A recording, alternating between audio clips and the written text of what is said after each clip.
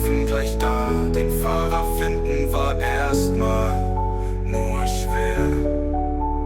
Wir besuchten wieder den Fotoeffekt-Park in Lapu-Lapu. Doch diesmal war es am Abend und so sind die Fotos anders. Ist doch klar schon, das Geld war rar.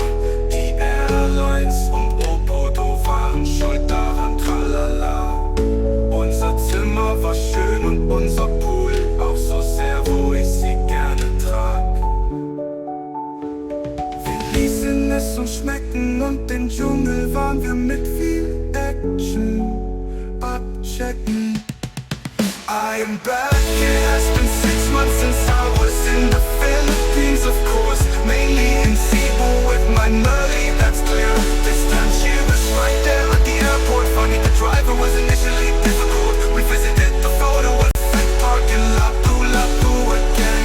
But this time it was in the evening, and so the photos are different, of course. Hot money was tight, the airlines and Opodo were to blame for that, tra-la-la. Our room was nice, and our pool was great, but I like to carry her. And we enjoyed ourselves, and we checked out the jungle with a lot of action.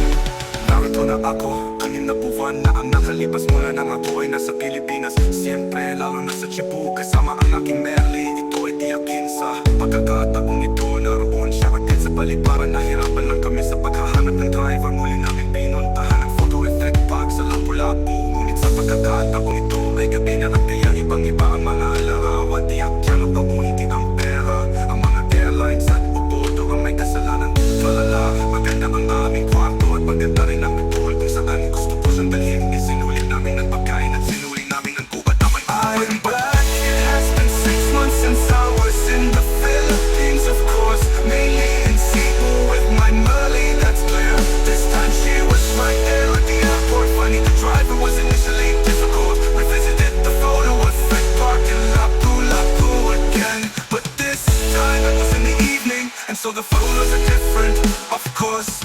Hot money was tight, the airlines and Opodo were to blame for that, tra-la-la. Our room was nice, and our pool was great, but I like to carry her. And we enjoyed ourselves, and we checked out the jungle with a lot of action. Narito na ako, 6 na buwan na nakalipas mula nang ako ay nasa Pilipinas. Siyempre lalo na sa Cebu, kasama ang aking Merly. Ito ay tiyakin sa pagkakataong ito. Naroon siya agad sa baliparan. Nahirapan lang kami sa paghahanap ng driver. Muli naming pinuntahan ang photo effect park sa Lapu-Lapu. Ngunit sa pagkakataong ito ay gabi na at yung ibang